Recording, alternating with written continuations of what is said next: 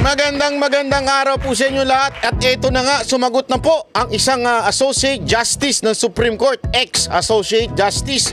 At sinabi niyang mukhang imposible ang impeachment na ito. Bakit ho? Mukhang may problema dito sa impeachment trial ni VP Sara Duterte. Bakit ho? Yan ang aalamin natin sa balita na ito. Kasi napaka-importanting maunawaan natin kung ano ba talaga nangyayari dito sa impeachment trial ni VP Sara Duterte. Alamin po natin sa balita na ito. Pasok! Maaring ipagpatuloy ng Senado sa darating na 20th Congress ang pagliliti sa impeachment na sisimulan nito ngayong ika-19 na Kongreso. Nako! Ito ang binigyan diin ni dating Commission on Elections Commissioner Rene Sarmiento sa isinagawang forum ng UP College of Law at Malcolm Foundation kahapon. Nako! The Supreme Court saying that it has not become a functus officio insofar as non-legislative function. Meaning outside of legislation, it has a continuing function. It could be convening as a canvassing board. It could even be serving as an impeachment court. Kahit recess pa ang Senado, maaari nitong ipagpatuloy ang impeachment trial. Further proceed, or in the Tagalog version of the 87 Constitution, dapat agad isunod. Ito ang sagot ni Rene Sarmiento. Hindi po ito yung tinutukoy ko ang Associate Justice, ha? Hindi po ito. Iba. Ito kasi nagkaroon po ng parang pagpupulong ang mga eksperto pagdating po dito sa impeachment trial. So nagkita-kita po sila dyan sa UP College of Law at pinag-usapan po nila ito. Ang opinyon ni Rene Sarmiento, dating membro ng 1986 Constitutional Commission, ay maaring ituloy na. Okay, ibig sabihin, yung sinasabi niya, kinakatigan niya yung sinabi ni Pimentel na pwede silang ituloy na yung impeachment, yung ura-uradang impeachment. Sumasang-ayon siya dito, ha? Nagbigay siya ng example. Although importante yung kanyang idea, yung kanyang insight, pero mas importante yung susunod. Is a novel addition in the 1987 Constitution on impeachment, not found in the 1935 in ordinary meaning. As constitutionally interpreted, it means right away. It means immediately. Walang patumpik-tumpik. Walang alinlangan. Gawin kaagad. Salungat naman ito sa paniniwala ni dating Ombudsman at Supreme Court. Ayan. Ito dating Ombudsman at Supreme Court Associate Justice. So mas ito, mas sa tingin ko maalam ito at hindi ho ito kampi kay Duterte. Kumukontra to kay Duterte noon, ha? Justice Conchita Calfio Morales. Given that, I believe that impeachment cannot be constituted during recess. This does not mean that during recess, the Senate cannot call for special session. Yan. So sinasabi niya, since ngayon ay recess, iba, alam naman natin, recess, lunch, merienda. Recess ang Senado, hindi maaari. Hindi daw maaari magpatuloy ngayon, ha? Kaya malabo daw, ha? Ito. But this is prescribed by so many limitations, including only on urgent legislative matters. Pwede daw magpatuloy. Ibig sabihin, kasi yan sinasabi nila. Pwede na mag-convene, at sinasabi na, hindi, kailangan mag-convene na yan. Pwede yan. Sabi niya, pwede mag-convene. Ito ang kondisyon. And given that, among others, and given that impeachment is not included as among the reasons why special session can be conducted, my conclusion is that no, impeachment proceedings or this impeachment trial cannot be conducted. Ayan, malinaw, sinasabi niya no. hindi maaari na mag-convene ngayon special session for the sake of the impeachment. Bakit? Pwede lang mangyari yan kung maibang mga dahilan, not the impeachment. Malinaw ho sinasabi. O sino ho ba ito si Conchita Carpio Morales? Siya po ay retired Filipino Supreme Court Associate Justice ng Supreme Court yan. Imagine niyo. And former Ombudsman of the Philippines. Mukhang mataas talaga itong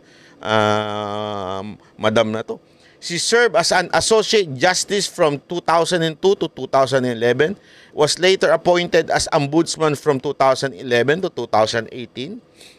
For her strong stance against corruption, she led several high-profile investigations, including cases against government officials. Ito, makinig. She is also the aunt of former Supreme Court Chief Justice Lucas Bersamin, who later became Executive Secretary under Marcos. Ano daw po siya? Siya po ay auntie ni Bersamin. Mantakin mo, ibig sabihin. Malayo sa malayo, napapaboro ito sa mga Duterte. Malabo po. Pero sinasabi niya, hindi pwedeng mag-convene ngayon ang Senado para laang sa impeachment. Malinaw na malinaw po yun. Hindi pwede. Hindi pwede magpatawag ng special session ang Senado para lamang sa impeachment. Ito nga ang kinatataka ko Ito napakatarantado rin talaga nitong kamera na ito, no? Mantakin mo, ang haba ng panahon, mula pa lang December pinag-uusapan. Actually, sabi nga 'di ba ni VP Sara Duterte, November pa lang lumabas na sa bibig ng isang komunistang congressman o congresswoman. Sinabi na niya na i-impeach si VP Sara Duterte, pinagplanuhan na. Lumabas nadula sa bibig nung komunista na 'yun. Ngayon, November pa ho 'yan. Bakit umabot pa ng November, December, January bago pa ho ipasa yung impeachment wherein wala nang time. Mantakin mo, last day. Hindi man lang last week. Di ba? Dapat man lang last month Di ba? Hindi. Last day ng session ng Senado at Kamara, doon pinasa yung impeachment sa Kamara. Tapos ngayon, wala nang time. Kasi nga last day na yan. Alam ko, hapon pa natapos yan Alas 10 na nagsimula, mga alas 3 o alas 2 lumabas yung balita na yan. So mantakin mo, gusto nyo, ura-urada na mag-convene itong mga senador at ituloy na ito impeachment. Pwede ba yun? Alam mo kung ba't nila ginawa yan? Kasi gusto nila mangampanya, ito mga nangangampanyang senador, yung mga re-electionist, walang time para sila ay mangampanya at matalo. Diba? At manalo pala. So, ibig sabihin po, talagang gustong-gusto nila matalo ito mga ito. Bakit? Alam mo nila kasi, ngayon, malakas talaga ang mga Duterte kahit sa Senado. Compare mo naman sa Kamara. Kaya tila yan ang kanilang strategy or baka naman nagulat lang din sila doon sa issue. Yan yung ating laging sinasabi. Yung sa issue ng budget. Kasi nga, nabulgar yung katarantaduhang ginawa ng mga magnanakaw nating congressmen dito sa budget. Nabulgar nalatlad yung matinding kagaguhan nila sa budget. Wala na silang choice. Mantakin mo matatapos yung 19 Congress tong sa Kamara, di ba? Matatapos na ang pinaka-hanging na issue ay yung katarantaduhan nilang blanco sa budget. Paano mangyayari nun? Ang balita all throughout the break, starting February until to the next Congress is pag-uusapan yung kanilang kalokohan diyan sa blank budget. Kaya ang ginawa nila, para mas uminit, magka-issue. Ito kayong pinag-uusapan, di ba? Yan ang mainit na issue ngayon. nakakalimutan na ho nila yung mga mainstream media, nakakalimutan na yung blank budget. Na sa totoo lang, yun naman na mas importante. Yun ang may tama sa sikmura ng bawat Pilipino. Anong pakialam ng mga Pilipino sa impeachment? Honestly, alam mo ba, meron talagang survey na yung mga Pilipino, mas iniisip nila yung pagkain, gutom, pagtaas ng presyo ng bilihin, yung budget na nauubos at yung budget na nawala sa PhilHealth, yung budget na nabawasan sa edukasyon, yan ang mas iniisip ng Pilipino kaysa sa impeachment. Alam niyo ho ba yun? Pero bakit ito ang pinag-uukulan ng pansin ng mga media? Pinagpepiestahan ng mga media. Hindi ho, alamin, isipin mo there were already a decision. Hindi naman decision pala. Parang kautusan mula sa Supreme Court. Pinasasagot ang Kamara ng 10 araw. May balita ho ba kayo na yan po ay ibinalitang paulit-ulit ng mainstream media? Wala. SMNI lang. At siguro ang Net25. Di ba? O yan lang ho ang nagbabalita niyang paulit-ulit. Yung budget, asa na? O, yung sagot ng Kamara sa Supreme Court, wala na. Ano to? Isnab-isnab na lang? Oh, yung demanda kay demanda ni Alvarez kay Tambaluslos, wala na rin. Di ba? Wala. Hindi man lang binabalita masyado ng mga mainstream media yan. Bakit? Nakapokus sila dito sa walang kwentang impeachment. Ngayon naman, kahit sinabi na nga, paulit-ulit, na itong impeachment ay hindi pwedeng mag-convene ang Senate for this impeachment, araw-araw pa rin, yan pa rin ang balita. Ang linaw na, O, tuloy natin itong balita. During recess. Dagdag ni Morales, may mga bagay ring dapat ikonsidera sa agarang pagsisimula ng impeachment. According to Black Dictionary. Black Dictionary daw yun. Saan ka nakakabili nun? Forthwith means immediately. Ayan, yan. Sinasabing yung sa Black Dictionary daw, yung forthwith, kasi yan yung ginagamit nila Drilon Yan yung ginagamit ng mga iba, pati si Pimentel. Yung forthwith na yan, ibig sabihin, dapat agad-agad, ngayon na. Ura-urada, ganun. Pinaliwanag ni Morales kung ano ibig sabihin yan. According to Black Dictionary, forthwith means immediately, at once. But it also considers reasonable delay under the circumstances of the case. To me, the fact that the Senate is on recess and that some of the senators, current senators, are running for re-election, to me, these constitute circumstances that can abate the use of the word forthwith. Naghain ng mga petisyon ang iba't ibang grupo sa Korte Suprema. Ayan na naman yung iba't ibang grupo. Buti hindi niya sinabing may clamor. Na humihiling na agad umpisahan ng Senado ang impeachment trial. Ngunit may ibang grupo rin na nais itong pigilan, kabilang na ang kampo mismo ni Vice President Sara Duterte. Ayon kay Carpio Morales, maaaring desisyonan ng Korte Suprema ang mga petisyon na may kinalaman sa impeachment sa ilang kondisyon, kabilang na ang mga paratang ng grave abuse of discretion sa ilalim ng pinalawak na mandato ng Supreme Court. For as long as the question is not political, but there is abuse of discretion, grave abuse of discretion on the part of the respondent, and or there is an actual controversy that involves demandable rights, the Supreme Court can step in.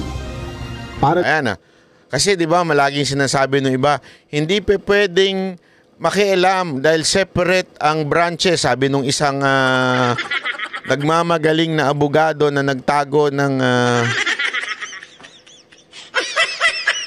wanted niyang kapatid. Dinala natin papangalanan yun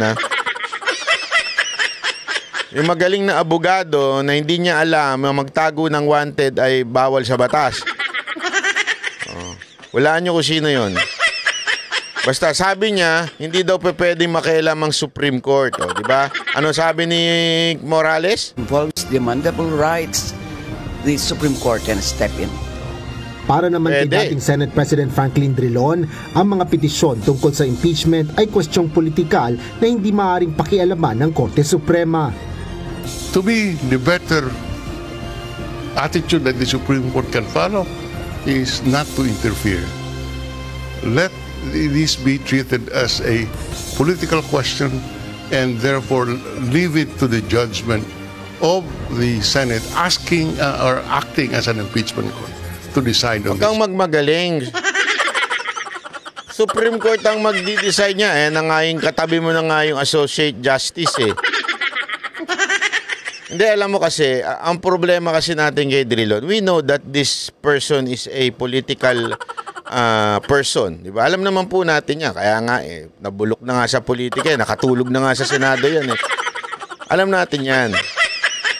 Pero itong malinaw na malinaw ho, dito si Madam Carpio, eh sinasabi niya, pwedeng makialam po ang Senado. Ayan. I believe that I believe the future of our children. Hindi, iba pala yun. I believe that impeachment cannot be constituted during recess. alam mo ganyan daw pag hindi wala ko sinasabing ano nagmamagaling siya. Sinasabi ko lang. Sabi sa akin ni mga kapag ikaw nag-English ka, kailangan pronounce mo lahat talagang to the points that everything in the letter you should pronounce it. Parang si Dilima lang din, ano? Sagwa sa akin. Pero kay Madam, bagay naman kasi matalino naman talaga si Madam. This does not mean that during recess, the Senate cannot call for special session. No. But this is prescribed by so many limitations, including only on urgent legislative matters. And given that, among others, and given that impeachment is not included. Malinaw ho, malinaw. It is not included. Na ito daw impeachment matter. Pwede ho magpatawag ang Senado pero not the impeachment. Malinaw ho na sinabi niya. As among the reasons why special session can be conducted, my conclusion is that no, impeachment proceedings or this impeachment trial cannot be conducted during recess. Impeachment trial cannot be conducted during recess. Banat ba yung truck mo nagagalit yung iba? Kung ayaw nyo ng lap truck dahil malungkot ang buhay nyo sa mga jowa nyo, yung pinakikilaman yung lap truck ko ha. Kasi may mga ibang viewers, banat ba inaano ako doon sa lap truck mo eh. Nangingialam ha. Hindi, biro lang po. Nababasa ko po yung mga komento nyo. Susubukan ko, minsan kasi yung daliri ko nanggigigil eh. Dagdag ni Morales, may mga bagay ring dapat ikonsidera sa agarang pagsisimula ng impeachment. According to Black Dictionary, forthwith means immediately, at once, but it also considers reasonable delay under the circumstances of the case. To me, the fact that the Senate is on recess and that some of the current senators are running for re-election, to me these constitute circumstances that can abate the use of the word forthwith. Ayaw, ang linaw mga kababayan. Hindi daw pwede talaga. Ayan ang kasi pinagpipilitan ng iba eh.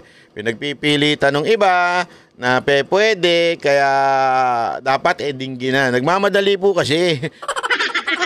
Hindi ko alam ba nagmamadali ito mga iba nating mga senator, ano?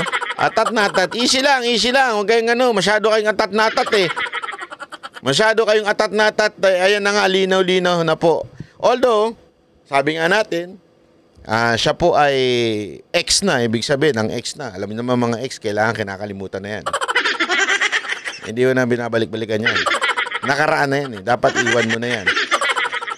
Ha? Ngayon pa man, paulit-ulit din natin sinasabi na itong si Madam ay meron talagang karunungan na malapit siyempre sa mga Chief Justice natin, sa mga Supreme Court Justices natin. Kasi nga, Associate Justice siya dati. So alam niya yung takbuhin sa Supreme Court. Alam pambihira, pag ikaw naging Associate Justice ng Supreme Court, aba, grabe, talino mo niyan. Baka memorize mo na talaga halos lahat ng mga jurisprudence dyan, di ba? Kung mga Supreme Court Justice na dito, talagang ganyan ang katalinuhan yan. Yung kay Libayan, baka nakabaon pa. Tama, mali. Hindi, ganun talaga eh. Pero ito mga to, ito yung talaga maaalam. Hindi ito yung mga nagmamagaling lang. Ito yung magagaling pagdating sa batas. Kaya napakalinaw po niyan.